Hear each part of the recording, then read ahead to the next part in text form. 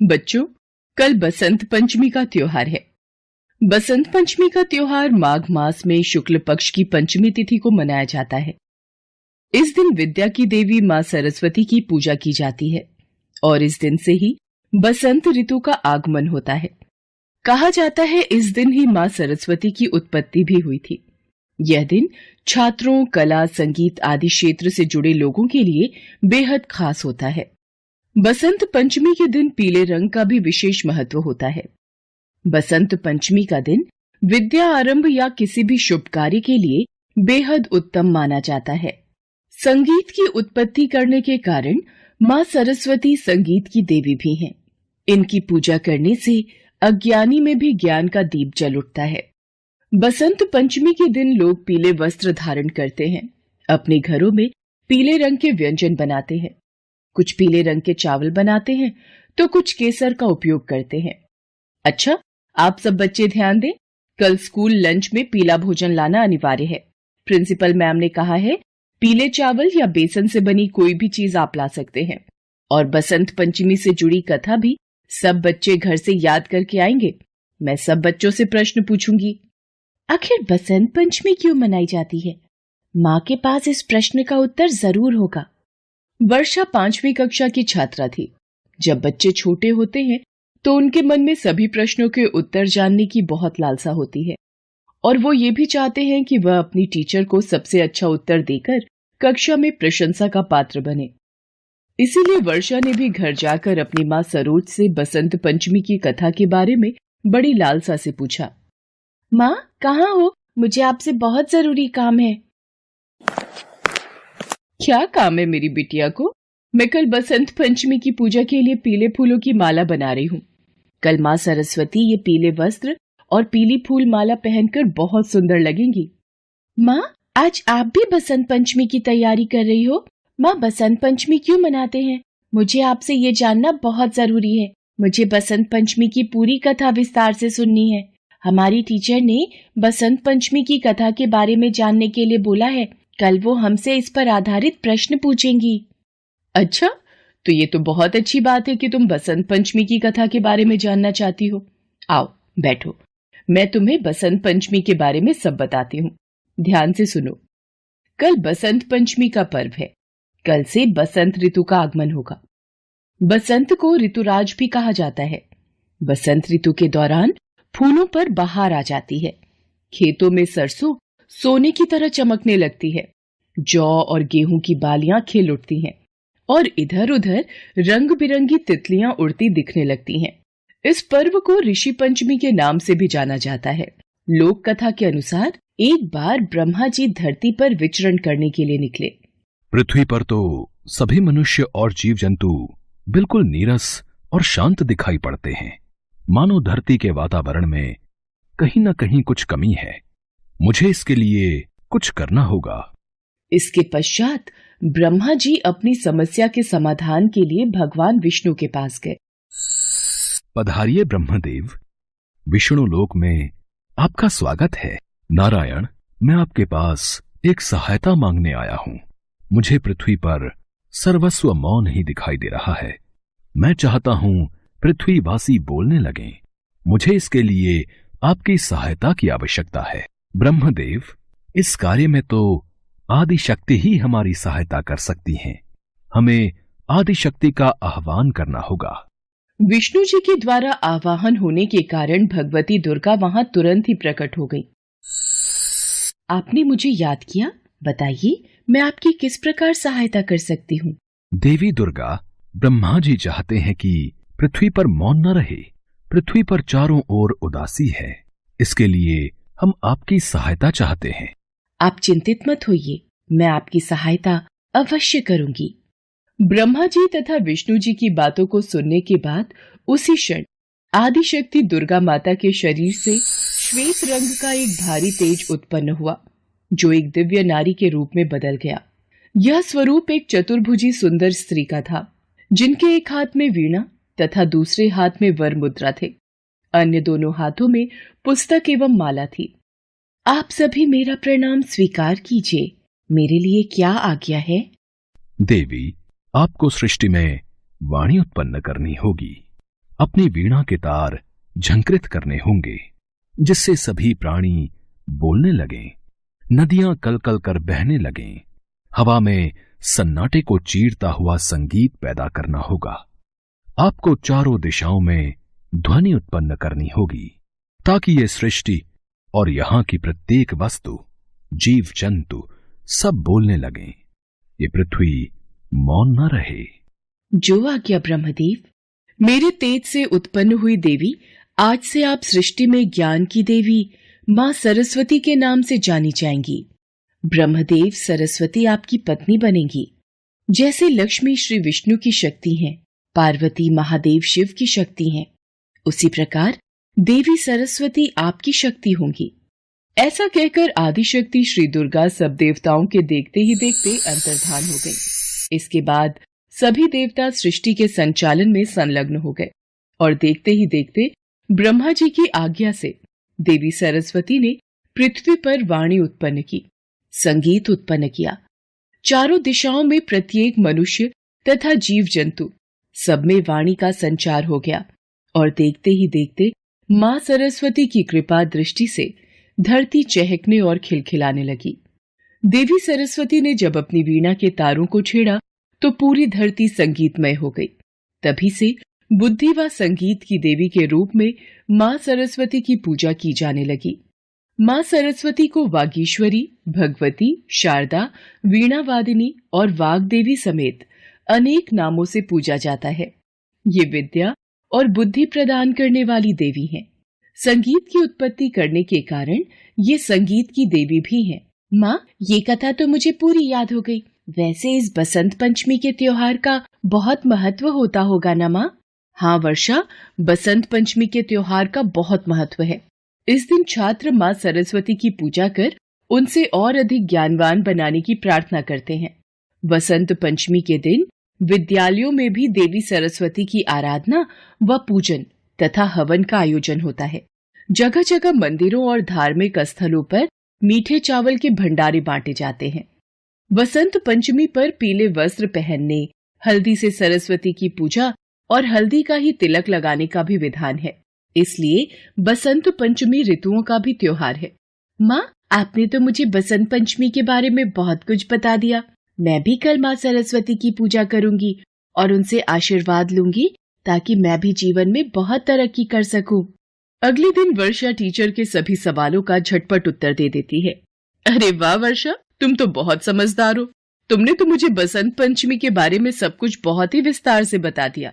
बच्चों, अब हम सब मिलकर हॉल में जाकर माँ सरस्वती की पूजा करेंगे और फिर विद्यालय के सभी बच्चे अपनी अपनी टीचर के साथ मिलकर माँ सरस्वती की पूजा और आराधना करते हैं और स्कूल की तरफ से बच्चों को पीले मीठे चावल का प्रसाद बांटा जाता है।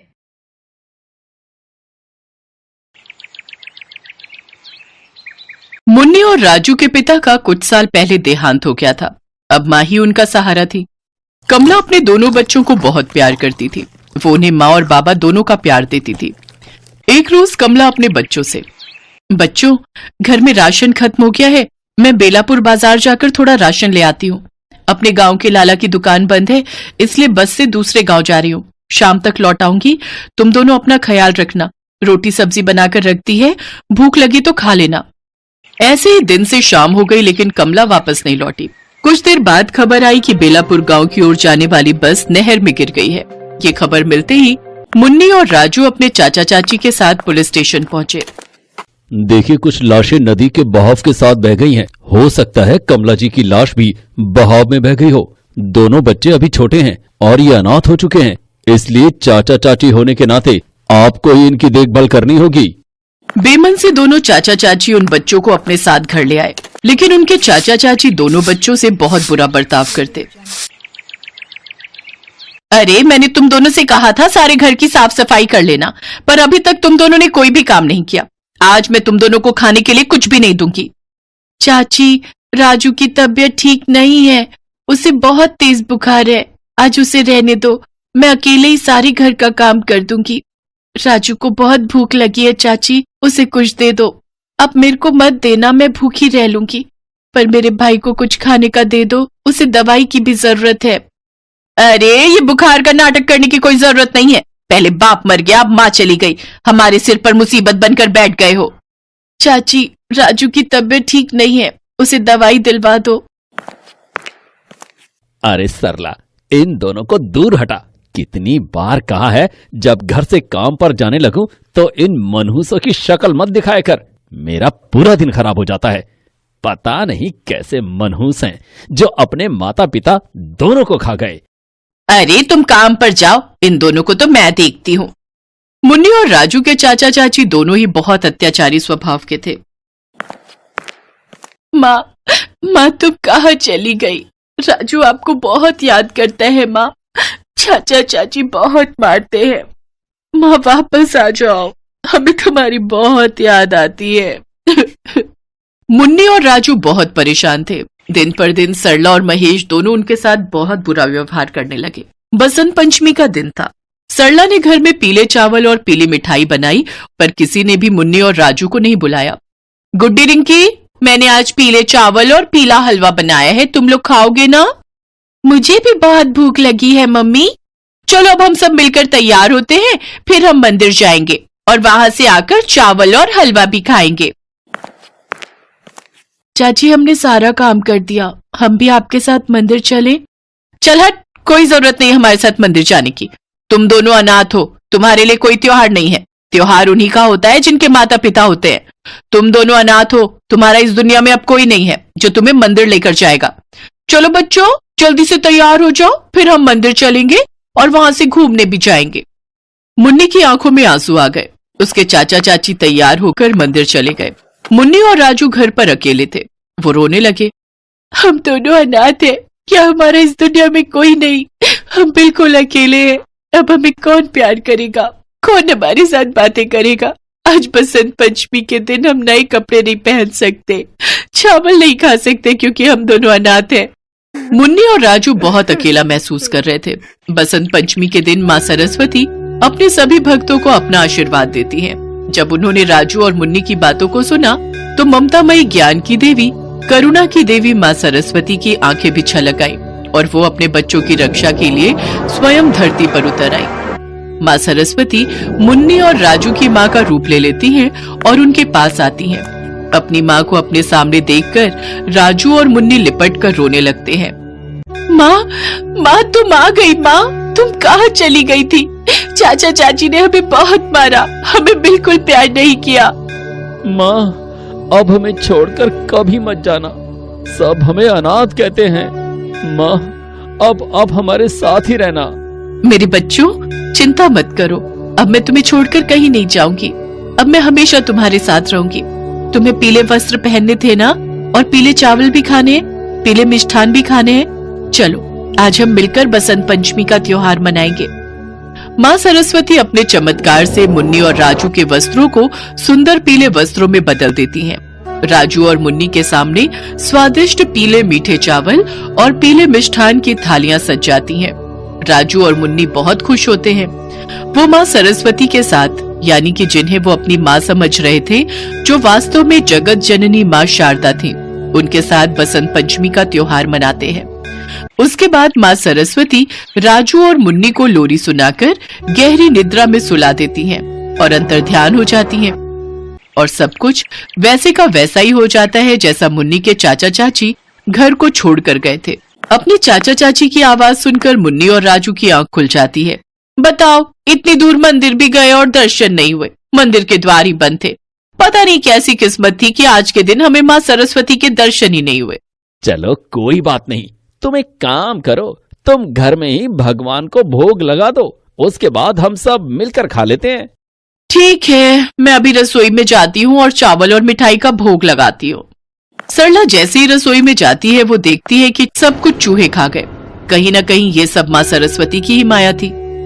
सच तो ये है कि भगवान सच्चे और दयालु भक्तों का ही प्रसाद ग्रहण करते हैं, पर मुन्नी के चाचा चाची का व्यवहार दयालु नहीं था, इसीलिए माँ सरस्वती ने उनकी पूजा को स्वीकार ही नहीं किया और न ही उन्हें उस दिन दर्शन प्राप्त हुए। उधर राजू और मुन्नी पूरे घर में अपनी माँ को ढूंढ रहे थे।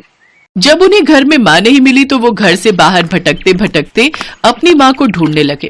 माँ सरस्वती एक बार फिर उनकी मदद करती हैं और वो कमला के सपने में, जो अपनी याददाश्त खो चुकी थी, उसे उसके बच्चों की याद दिलाती हैं। कमला, उठो, तुम्हारे बच्चे तुम्हारी राह देख रहे हैं। अब तुम्हारी याददाश्त वापस आ चुकी है। जाओ, अपने बच्चों के पास जाओ, उन्हें तुम्हारी जरूरत है। माँ, मैं अपने बच्चों के पास जाऊंगी। मुझे सब कुछ याद आ गया है माँ। आपका बहुत बहुत धन्यवाद। मुन्नी और राजू वापस घर आ चुके थे। फिर से सरला उन पर अत्याचार करने लगी, पर अचानक कमला को देखकर सरला घबरा जाती है। बस सरला, बस। तुम्हें शर्म नहीं आई? मेरे छोटे बच्चों पर तुमने इतना अत्याचार किया। अब मैं लौट आई हूँ, मैं अपने बच्चों को लेकर चली जाऊंगी। चलो मुन्नी, राजू, हम कहीं और चलकर रहेंगे। तुम जिंदा हो? जब हमारी बस नहर में गिरी तो मैं पानी के बहाव के साथ बह गई और बहते बहते एक चट्टान से टकरा गई। चट्टान में सर लगने के कारण मेरे सिर पर गहरी चोट लग गई, जिससे मेरी याददाश्त चली गई। किसी भले इंसान ने मुझे अस्पताल पहुंचाया, जहां उन्होंने मेरा इलाज किया। तब से मैं उसी अस्पताल में रहकर लोगों की सेवा करने लगी। लेकिन फिर माँ सरस्वती ने मेरी याददाश्त लौटा दी और मैं अपने बच्चों के पास लौट आई। उस दिन अगर मेरे साथ वो हादसा न होता, एक्सीडेंट में मैं अपनी याददाश्त न खोती, तो आज मेरे बच्चे इस अत्याचार को न सह रहे होते। वो तो माँ सरस्वती की कृपा है कि उन्होंने मुझे सब कुछ याद दिला दिया और मैं अपने बच्चों के पास वापस आ गई। मेरे बच्चों, अब घबराओ नहीं, अब तुम्हारी माँ तुम्हारे साथ है। माँ, अब आप कहीं नहीं जाओगे ना? हमें बहुत डर लगता है जब आप चले जाते हो। हाँ मेरे बच्चों, अब हम यहाँ नहीं रहेंगे, हम अपने नए घर में रहेंगे। चलो बच्चों। मुन्नी और राजू को अपनी माँ मिल गई तो उन्हें उनका पूरा संसार मिल गया।